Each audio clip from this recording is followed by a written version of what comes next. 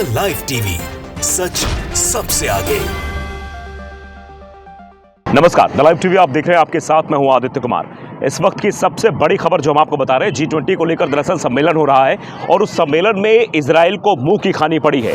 Israel सीधे तौर पर द्विराष्ट्र समाधान का जो समर्थन है वो किया गया है और इजराइल हमास के मुद्दे पर जो ये बातचीत चल रही थी उस G20 सम्मेलन में कई देश जिसमें सम्मिलित हुए थे, जिसमें युद्ध के पश्चिम एशिया में फैलने के खतरे पर भी इसमें चिंता व्यक्त की गई और ये भी कहा गया कि द्विराष्ट्र जो बनना है इस पर समाधान होना चाहिए। इसकी जो है चर्चा भी की गई है और इस पर समाधान की गुंजाइश की बात भी की गई है।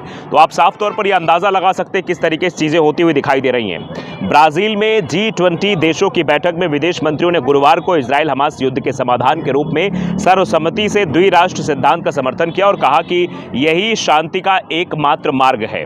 2 दिवसीय बैठक की समाप्ति पर ब्राजील के विदेश मंत्री माउरो वियरा ने बताया है कि दुनिया की सबसे बड़ी अर्थव्यवस्था इस समूह के सभी सदस्यों ने गाजा में जारी युद्ध और इसके पश्चिम एशिया में फैलने खतरे पर चिंता व्यक्त की है। उन्होंने कहा कि बैठक में गाजा में युद्ध विराम और मानवीय मदद पहुंचाने का आह्वान किया गया। साथ ही कई देशों ने रफाह में इजराइल के आक्रमण की आलोचना भी की।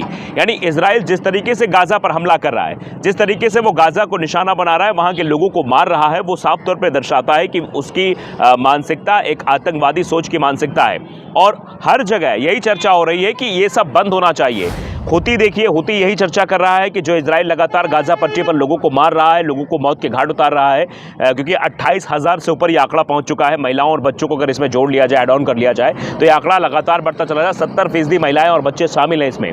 इससे ही आप इस बात का अंदाजा लगा सकते हैं किस तरीके से जो है इजराइल काम करता हुआ नजर आ रहा है। और ये जो तस्वीरें हैं ये बहुत कुछ कहती हैं, ये बहुत कुछ बताती हैं कि इस तरीके से जो चीज़ें हो रही है। अब ये इसको लेकर बैठक चल रही है, G20 में बैठक हो रही है। जितने भी देश शामिल हो रहे हैं वो यही बात कह रहे हैं कि जो जो 2 देश बनने हैं, जो समझौता होना, उस पर मसौदा तैयार किया जाना चाहिए और एक स्वतंत्र जो है एक राष्ट्र बना देना चाहिए फिलिस्तीन को। जो बार बार का ये विवाद है जो उलझता जा रहा है, जो लगातार इजराइल जो फिलिस्तीन की ज़मीनों पर कब्जा कर रहा है, वो बंद हो जाना चाहिए। ये विवाद ही ख़त्म होना चाहिए। इसके जड़ से जो एक बार बार इस विवाद को पनपाया जा रहा है वो ख़त्म होना चाहिए। यही चाहते हैं देश और इसी को लेकर बात उठ रही है। पश्चिमी देश कुछ हैं जो ये नहीं चाहते हैं।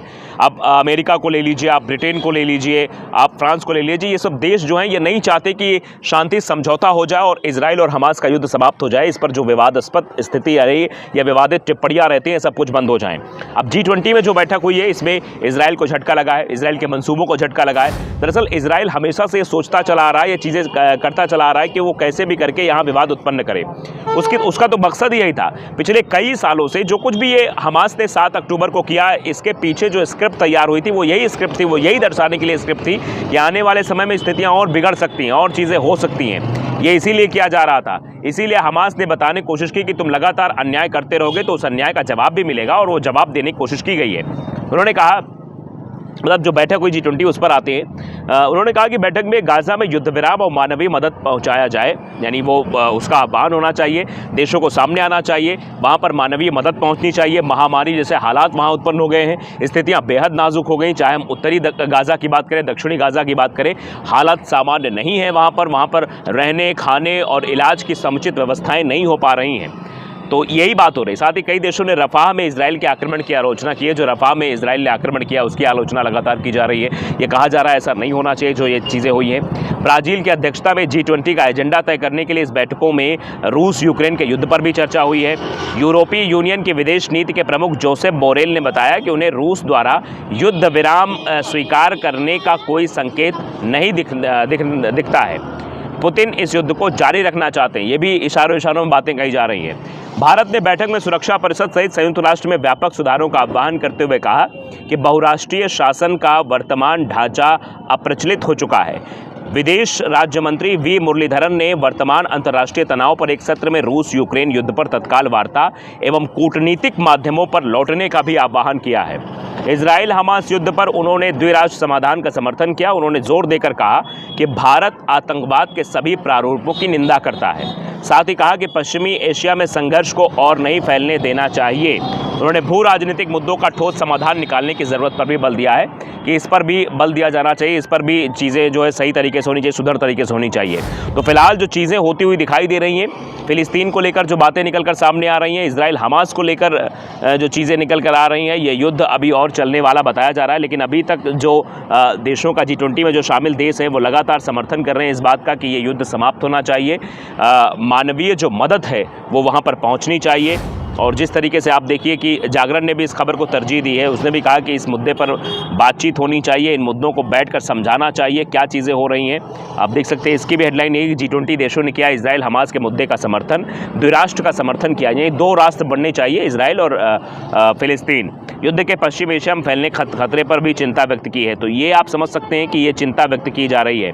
अब देखिए, अभी हाल फिलहाल में जो खबर आई थी कि हमास के साथ खुलकर आया चीन, कहा फिलिस्तीनियों को इजराइल के खिलाफ हथियारबंद संघर्ष का अधिकार। चीन लगातार गाजा पर हमलों को लेकर अमेरिका और इजराइल पर निशाना साध रहा है। कुछ समय पहले भी चीनी विदेश मंत्री ने कहा था कि उनका देश फिलिस्तीन के लोगों की जायज़ मांगों का समर्थन करता है। उन्होंने कहा था कि गाजा में मानवीय त्रासदी को रोका जाना चाहिए, जो मानवीय त्रासदी वहाँ चल रही है उसको रोक देना चाहिए। गाजा पट्टी में चल रहे युद्ध में चीन ने हमास को अपना समर्थन दिया है। चीन ने कहा कि उनकी ज़मीन पर अवैध कब्जा होगा तो फिलिस्तीन के लोगों का हथियार उठाना जायज़ माना जाएगा। चीन की ओर से कहा गया कि फिलिस्तीनियों को इजराइल के खिलाफ सशस्त्र संघर्ष का नेतृत्व करने का अधिकार भी है, वो ऐसा कर सकता है क्योंकि इजराइल गाजा पट्टी में हमास के खिलाफ लगातार युद्ध जारी रखे हुए है।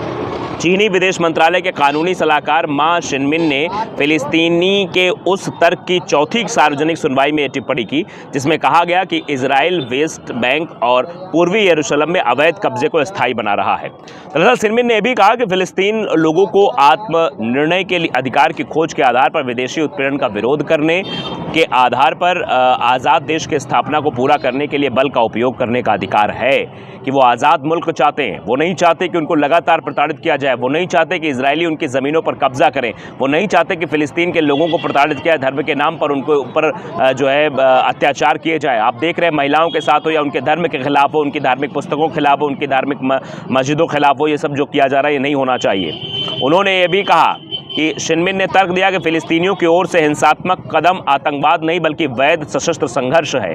ये जो सशस्त्र संघर्ष चल रहा है, उन्होंने कहा सशस्त्र प्रतिरोध का उपयोग करके वही किया है जो औपनिवेशिक शासन से मुक्ति के लिए दुनिया में कई हिस्सों में हुआ है।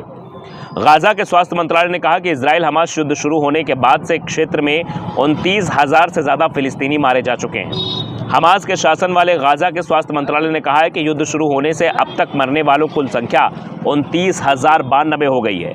मंत्रालय ने भी बताया कि 69,000 से अधिक लोग इसमें घायल हुए हैं। इजराइल पर 7 अक्टूबर को हमास लड़ाकों ने हमला किया था। इस हमले में करीब 1200 लोग मारे गए थे, करीब 250 लोगों को बंधक बना लिया था। इसके तुरंत बाद इजराइल ने गाजा में हमास के खिलाफ युद्ध छेड़ दिया और तब से अब तक युद्ध चल रहा है। बीच में 7 दिनों का युद्ध विराम हुआ था, लेकिन अभी फिर से युद्ध जारी है और अब तक जो लगातार लोगों की मौत हुई है, फिलिस्तीनियों की मौत हुई है, वो 29,000 के आंकड़ा ऊपर पहुंच चुका है और ऐसे ही लगातार आंकड़ा बढ़ रहा है। इससे आप अंदाज़ा लगा सकते हैं कि इजराइल की आखिरकार मानसिकता क्या है, इजराइल किस मानसिकता के साथ आगे बढ़ रहा है और कैसे निशाना बनाने की कोशिश कर रहा है फिलिस्तीनियों को। लेकिन फिलिस्तीनियों की तरफ से भी जवाब दिया जा रहा है। G20 सम्मेलन में जिस तरह से फिलिस्तीन का समर्थन हुआ, द्विराष्ट्र का समर्थन किया गया, उससे आने वाले समय में लगता है कि इजराइल को और भी झटका लगने वाला है। द लाइव टीवी को अगर आपने सब्सक्राइब नहीं किया जरूर करिए, बेल आइकन दबाइए ताकि सच खबर आप तक पहुंचती रहे। नमस्कार।